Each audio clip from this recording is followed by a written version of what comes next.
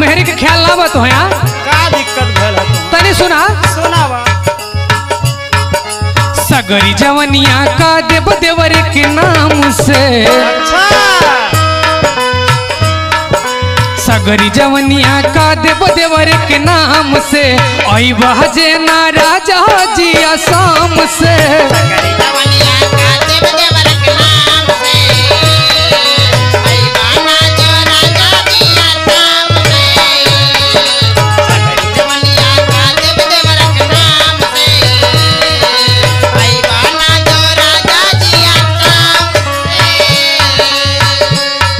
सुना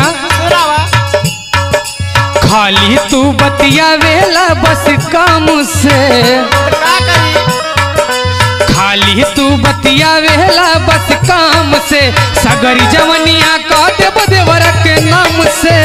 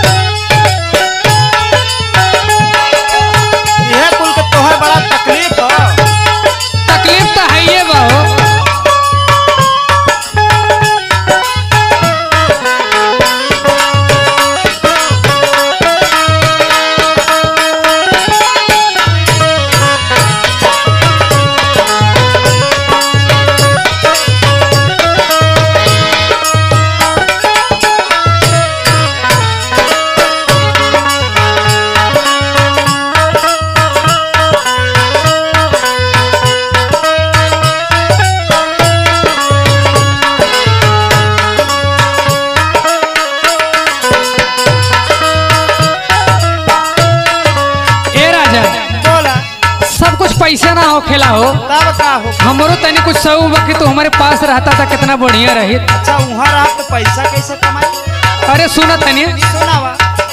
बानी कब से आस में रही तोहरा पास में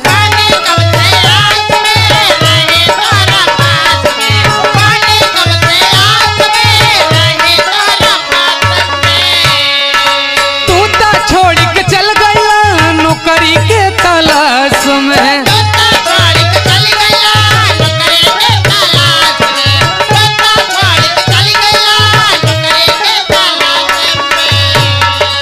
बानी कब से आस में रही तोहरा पास में तू तो छोड़ के चल गया नौकरी के तलाश में।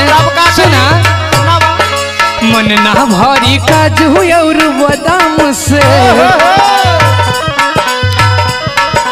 मन ना भरी काजू और बादाम से सगरी जवनिया का देव देवर के नाम से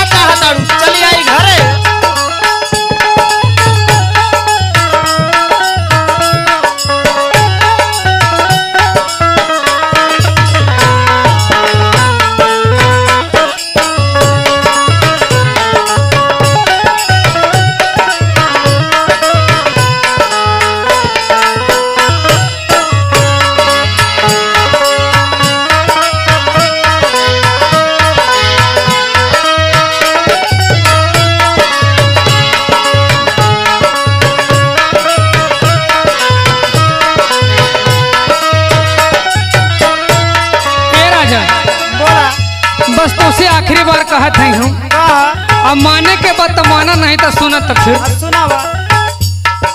दुर्गा लाल दीवाना हो बतिया हमर माना हो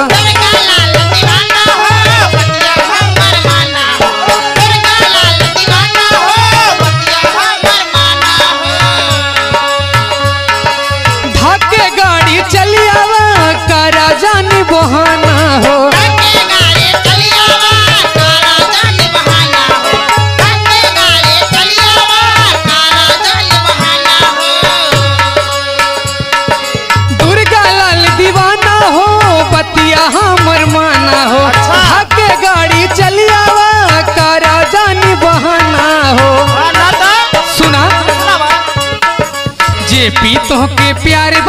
खाली चाम से ऐसा ना हो।